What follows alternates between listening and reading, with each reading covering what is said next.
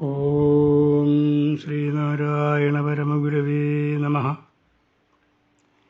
പ്രിയ ശ്രോതാക്കളെ, സുഹൃത്തുക്കളെ, ഗുരുദേവൻ്റെ ജീവചരിത്രത്തിൽ അദ്ദേഹം മഴ പെയ്യിച്ചതായ പല സംഭവങ്ങളും പറയപ്പെടുന്നുണ്ട്. അവയിൽ ആദ്യത്തെ സംഭവമാണ് ഇവിടെ പറയാൻ പോകുന്നത്. ആ കാലത്ത് എല്ലാവരുടെയും ജീവിതോപാധി കൃഷിയായിരുന്നു. കൃഷിക്ക് കാലാവസ്ഥയുടെ ആനുകൂല്യം പ്രധാനവുമാണ്. യഥാസമയങ്ങളിൽ മഴ ലഭിക്കാതെ വന്നാൽ കർഷകർ കഷ്ടത്തിലാവുകയും ചെയ്യും. മിക്കവാറും ഭക്ഷണത്തിനുള്ള വകയെല്ലാം ജനങ്ങൾ കൃഷി ചെയ്ത് ഉണ്ടാക്കുകയാണ് ചെയ്തിരുന്നത്. കൃഷി നശിച്ചാൽ നാട്ടിൽ ദാരിദ്ര്യവും പട്ടിണിയും ഉണ്ടാകും. ഗുരുദേവൻ്റെ ബാല്യകാലത്ത് ഒരു വർഷം വേനൽ കടുക്കുകയും അനാവൃഷ്ടി അഥവാ മഴ പെയ്യാതെ ഇരിക്കുകയും ഭൂമിയിൽ വരൾച്ച ബാധിക്കുന്ന അവസ്ഥ ഉണ്ടാവുകയും ചെയ്തു.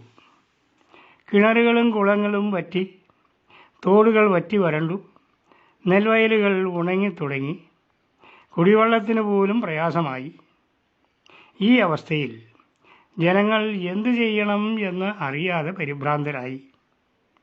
ഇതിനൊക്കെ കാരണം ദേവകോപമാണെന്നും ദേവതമാരെ പ്രീതിപ്പെടുത്തിയാൽ മഴ പെയ്യുമെന്നും ചിലർ അഭിപ്രായപ്പെട്ടു. അതിൻ പ്രകാരം ആ പ്രദേശത്തുള്ള വിശ്വാസികളായ സ്ത്രീജനങ്ങൾ മണയ്ക്കൽ ദേവി ക്ഷേത്രത്തിൽ പോയി പൊങ്കാലയിട്ട് പ്രാർത്ഥിക്കാൻ നിശ്ചയിച്ചു.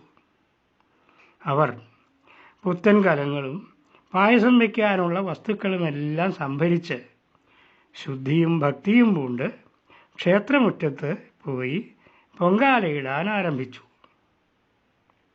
കുട്ടിയമ്മയും അവരോടൊപ്പം ചേർന്നു. അമ്മ ക്ഷേത്രത്തിൽ പോകുമ്പോഴെല്ലാം ബാലനായ നാണുവും കൂടെ ഉണ്ടാകും. അങ്ങനെ പൊങ്കാലയിട്ട് എല്ലാവരും കൂട്ടപ്രാർത്ഥന നടത്തിയെങ്കിലും അന്ന് മഴ പെയ്തില്ല.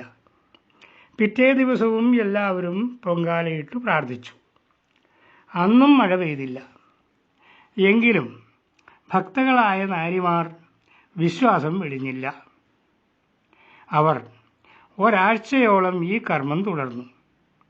എന്നിട്ടും മഴ പെയ്യാനുള്ള യാതൊരു ലക്ഷണവും കാണുകയുണ്ടായില്ല. ഇതിനെല്ലാം സാക്ഷിയായി നിന്നിരുന്ന കൊച്ചുനാണു അമ്മയോട് പറഞ്ഞു, എന്താണമ്മേ, നമ്മളെല്ലാം പ്രാർത്ഥിച്ചിട്ട് മഴ പെയ്യാത്തത്? ഇത്രയും നാളും പൊങ്കാലയിട്ടിട്ട് ദേവി ഇതൊന്നും കണ്ട ഭാവം കാണിക്കുന്നില്ലല്ലോ. ദേവിക്ക് നമ്മളോട് പിണക്കമാണോ? മകൻ്റെ ഈ ചോദ്യങ്ങൾക്ക് ഉത്തരമായി കുട്ടിയമ്മയൊന്നും പറഞ്ഞില്ല. അവർ അവൻ്റെ മുഖത്തേക്ക് നോക്കുക മാത്രം ചെയ്തു. നാണു വീണ്ടും പറഞ്ഞു, അമ്മ സമ്മതിക്കുകയാണെങ്കിൽ നാളെ ഞാനൊന്ന് പൊങ്കാലയിടാം.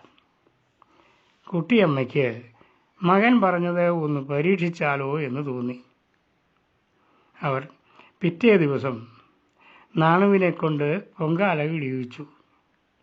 അരിയും ശർക്കരയും മറ്റും നാണുവിൻ്റെ കൈകൾ കൊണ്ട് തന്നെ ഇടിവിച്ച് പായസം വെച്ചു. അത് നിവേദിക്കുന്ന സമയത്ത് തന്നെ ആകാശം മേഘാവൃതമായി. തണുത്ത കാറ്റ് വീശി ഇടിപടഹങ്ങളോടെ പെരുമഴ പെയ്തു. ദീർഘനേരം ആ മഴ പെയ്തുകൊണ്ടേയിരുന്നു.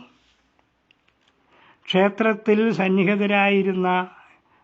സന്നിഹിതരായിരുന്നവർ നാണുവെ ഒരു അത്ഭുത ബാലനെ പോലെ നോക്കിക്കണ്ടു.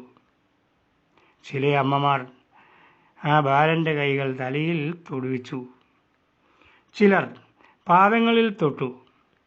ചിലർ വാരിയെടുത്ത് ആശ്ലേഷിച്ചു.